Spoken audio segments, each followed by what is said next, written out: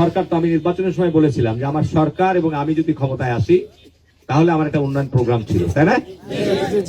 সরকার এসছে, আমি নাই, যে কারণে ইনশাল্লাহ আমার যে নির্বাচনী পরিকল্পনা বা নির্বাচনী ইশতেহার ছিল সেটা বাস্তবায়নের জন্য আমি ইনশাল্লাহ, যেহেতু সরকার আছে আমার, আমি সেটা পরিপূর্ণ সেটা সহায়তা সরকারের কাছে পাবো। আমারও মন খারাপ যে চাঁপাইনবাবগঞ্জের মতো জায়গায় সারা দেশের মানুষের কাছে প্রত্যাশা ছিল যে বাংলাদেশ অন্য কোথায় যাই হোক না কেন চাঁপাইনবাবগঞ্জে এখানে জিতবে ইনশাল্লাহ। এখন এটা সবই আল্লাহর ইচ্ছা। আমি তারপর আপনাদেরকে ধন্যবাদ দিব যে অন্তত পক্ষে আমার নির্বাচন এলাকার মধ্যে একমাত্র ইউনিয়ন দেবীনগরে আপনারা ফার্স্ট হয়েছে, এটা আপনাদেরকে আমি ধন্যবাদ জানাচ্ছি।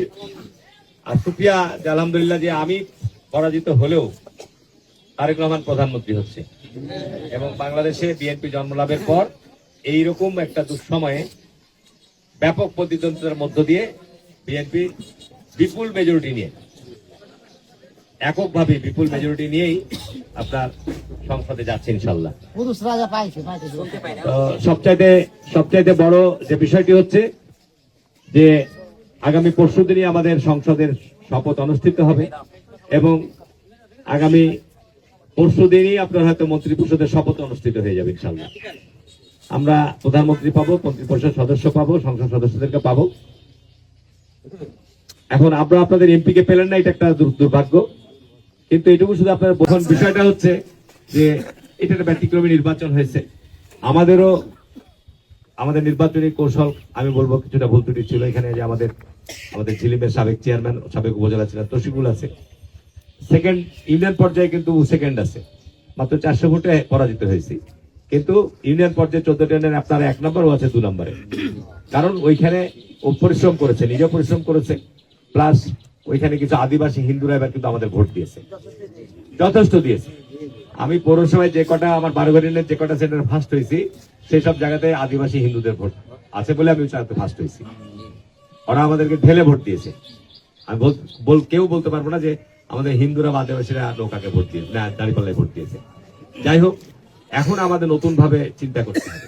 আপনারা একটা জিনিস মনে রাখবেন যে সরকার আমাদের, সুতরাং চাঁপাইনবাবগঞ্জে কেউ সন্ত্রাস করে পার পাবে না, এটুকু আপনাকে স্পষ্ট বলবেন। যেই হোক না, আমরা করবো না, আমরা কারোর প্রতি অন্যায় করবো না, আমরা অন্যায় বরদাস্ত করবো না, ঠিক আছে? আমি দেবীনগরের মাটিতে দাঁড়িয়ে আপনাদের বলে যাচ্ছি, বিপদে আপদে সুখে দুঃখে আপনারা বিএনপির নেতা কর্মী যেভাবে আপনারা থাকেন একসাথে থাকতে হবে, ঠিক আছে? সংগঠনকে সেইভাবে কাঠামো তৈরি করবেন, সেই রকম করে কাঠামো তৈরি করবেন, সাথে সেইভাবে আমি আপনাদের যে কথা দিয়ে গেছি 3 নম্বর ওয়ার্ডে আপনাদের এই যে ব্রিজ করে দেওয়ার কথা বলেছি, রাস্তা করার কথা বলেছি, দেবনগরে বাঁধানোর কথা বলেছি, এগুলো থেকে আমি একটুকু সরে আসবো না। এগুলোর ব্যাপারে আমার ভূমিকা, আমার পদক্ষেপ থাকবে সর্বোচ্চ করে। তারেক রহমানকে যত দ্রুত পারি আমি চাঁপাইনবাবগঞ্জে আনবই ইনশাআল্লাহ, ঠিক আছে? আমাদের দলের মধ্যে কিছু সংকট ছিল, দলের মধ্যে সংগঠনের কাঠামোগত সমস্যা ছিল, আমরা কেউ কাঠামোতে নাই, বিএনপির কোনো কমিটি নাই, বিএনপির কোনো যুব দলের কমিটি নাই, ছাত্র দলের কমিটি, কিচ্ছু নাই। এর মধ্যে দিয়ে হারুন এমপি 1,30,000 বা 27,000 ভোট পেয়েছে, এটা আল্লাহর রহমত এবং আপনাদের সবার পরিশ্রম, ঠিক না? ঠিক। এত চক্রান্তের পরও আমার বিরুদ্ধে যে চক্রান্ত হয়েছে এখানে স্থানীয় দলের ভিতর থেকে এবং আরো অন্যান্য, আমি শুধু এটুকু আপনাদের বলবো যে আপনারা আপনাদের দেবীনগর ইউনিয়নের যে এবার রেকর্ড করেছেন এটা আপনারা ধরে রাখবেন, এর চাইতে ভালো করতে হবে। আমি কথা দিয়ে গেলাম যে এখানে মনে করবেন যে আপনারা ক্ষমতায় আছেন, পরিষ্কার হিসাব একদম, এবং এখানে আমি কোনো অন্যায় করতে দেবো না। যে সমস্ত মামলা অতীতে গুমের মামলা থেকে সবগুলো আমি মামলাকে তদন্তের আওতায় নিয়ে আসবো, ঠিক আছে?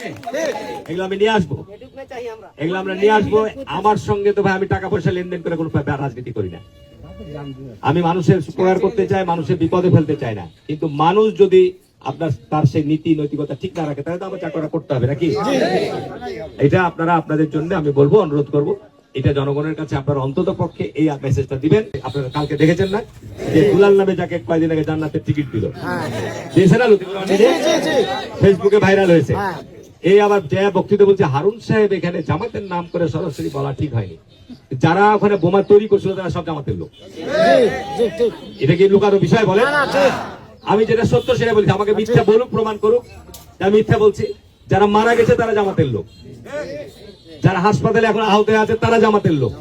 তো সুতরাং জামাত ওখানে বোমা তৈরি করছিল যে ওইখানে যারা আমার ভোট করেছে তাদের বাড়িতে গতকালকেই তারা তাণ্ডব চালাতো, আগুন লাগাতো, বাড়িঘর লুটপাট করছে, সব করতো। আল্লাহ তাদের এই অপকর্মের শাস্তি আল্লাহর পক্ষ থেকে এসে গেছে। সুতরাং আমি পরিষ্কার ভাবে ওখানে নিজে ভিজিট করতে গেছি, পরিষ্কার ওখানে রাজশাহী থেকে ডিআইজি যত উদ্বোধন আইন প্রক্রিয়া সব আসছে, একটাই বক্তব্য যে আমার নির্বাচনের সময় কমিটমেন্ট ছিল যে মানুষের নিরাপত্তা আমাদের দিতে হবে। কে কোন দল করে সেটা বড় কথা নাই, আমরা তো দেশ থেকে আমরা তাড়িয়ে দিতে পারবো? এখানে আমাদের সকলের নিরাপত্তা নিশ্চিত করতে হবে।